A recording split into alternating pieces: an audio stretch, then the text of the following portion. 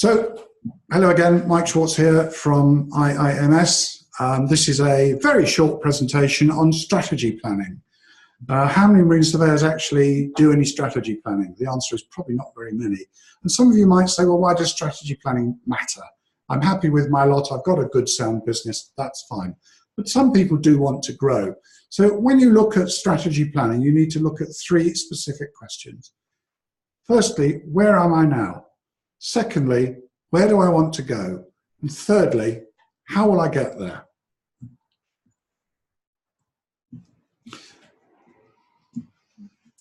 A dictionary definition of strategy says simply this: strategy is a plan of action designed to achieve a long-term or overall aim. Let me ask you this: when did you last review your strategy, if indeed ever? And when did I last assess where I want to go, and indeed where you want to go, with your business? And remember, if you don't know what your plan of action is, or you've forgotten, how on earth will you know if and when you ever achieve your goal? You must consider, as I've said, those three questions. Let me just remind you, these are an intrinsic part of any strategy planning. Where am I now? Where do I want to go? And how am I going to get there? So what I would ask you to do first is to look at the cornerstones of your business. What makes your business what it is today, and what makes it good? Take a look at your mission, your core values of your business. Do you have a mission statement? If you don't, it's worth having a mission statement because it reminds you constantly what you're trying to do. IIMS's mission statement, simply dedicated to excellence in marine surveying. Simple, but it says it all. Are you still true to those values and your mission statement that you set up maybe years ago? Do you like what you see? If you don't like what you see, or you've deviated away from your original plan, perhaps it's time just to take a step back. And remember, we just all get so wrapped up in the day-to-day frivolity of what we do. It takes us away from these kind of important things to just assess where we are. So, what's happening internally with your business? Do you really know? Because you're busy chasing the next surveying job, and you are in quite a precarious profession at times, because you're waiting for that phone to ring sometimes. Not always easy to be proactive in your business. So what's happening externally in the market?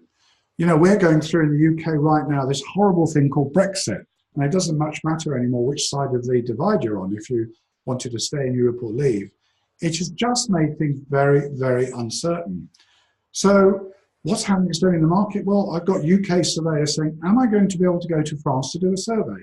The answer is, I don't know. But that might change the way that you plan your strategy when something major like that comes along. And you might need to change what you're doing.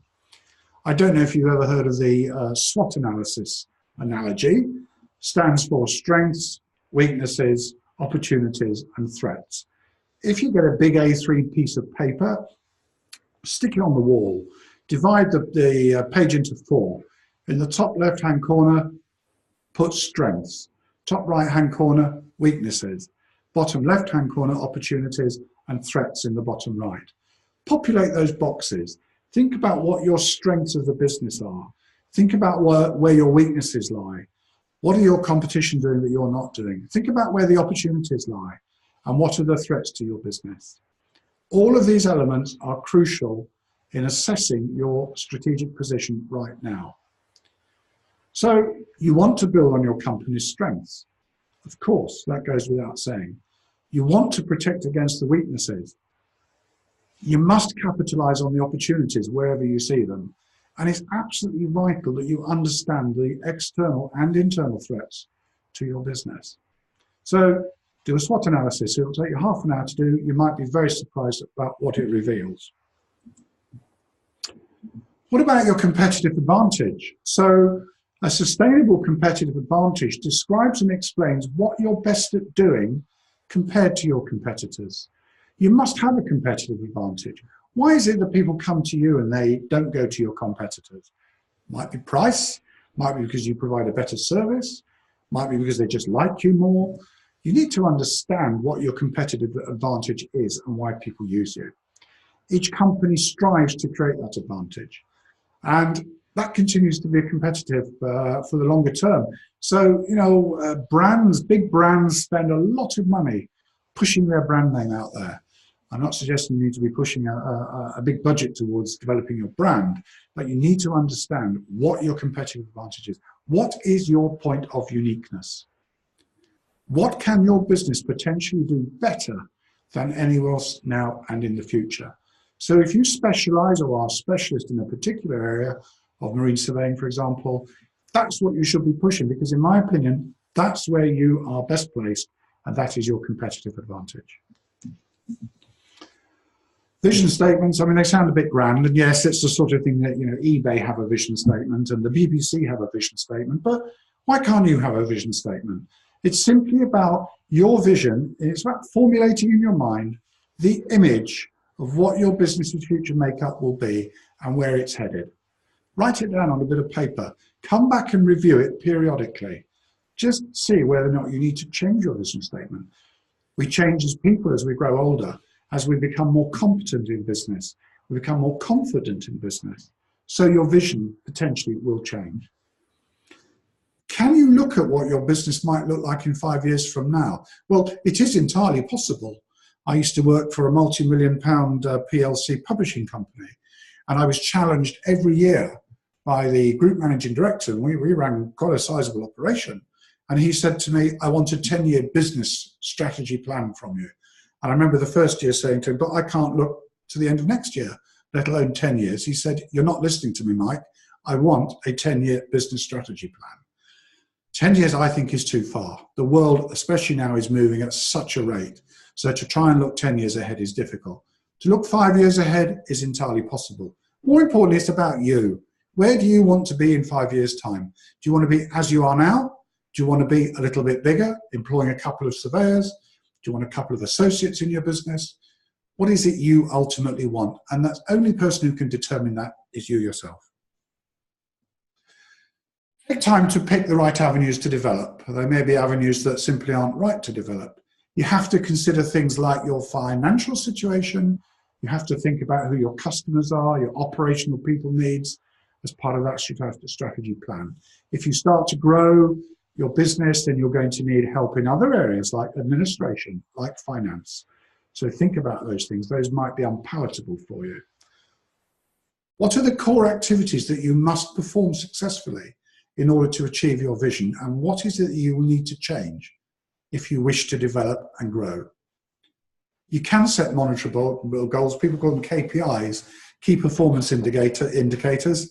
And every goal should be specific, and you must be able to measure it in one way or another. That isn't just necessarily a financial measurement. Lots of ways you can measure something. Are your action items expensive and ambitious enough to achieve your desired goals? If you're not being expansive and ambitious, then maybe you're settling for your lot right now. And as I say, that's entirely fine. This is very much an individual thing. If you want to develop and grow, it's fine. If you don't, it's fine. But you must be prepared, if you want to grow and develop, to commit the necessary investment. And that isn't necessarily finance. It's about maybe upscaling your resources to support your plan, to ensure that you give it every chance of success. And that doesn't necessarily mean money. Touched on KPIs. Try and set out some KPIs so that after a year you stop and you say, well, I said I was going to do that. Have I achieved that? Oh, well, yes, no, I didn't achieve that. Why didn't you achieve that? Had you set the bar too high? If you set the bar too high, lower the bar a bit. Reset your KPI and go again another 12 months. It means you can then measure your progress against that strategic plan. I would suggest no more than half a dozen KPIs. You don't want hundreds, but review them regularly. Monitor them, see whether you are making the progress that you wanted to make, and see if you are hitting your milestones. And as I said, this is not just a financial barometer. Your first KPI could be to gain 20 new customers or 20 more new customers. Your second KPI could be to gain 10% more repeat business. And your third KPI could be to increase my revenue per survey as an average by 5%. Those are all very sensible KPIs. Thank you. That's a little bit on strategy planning. Dave, I'm going to ask you to stop the video, please.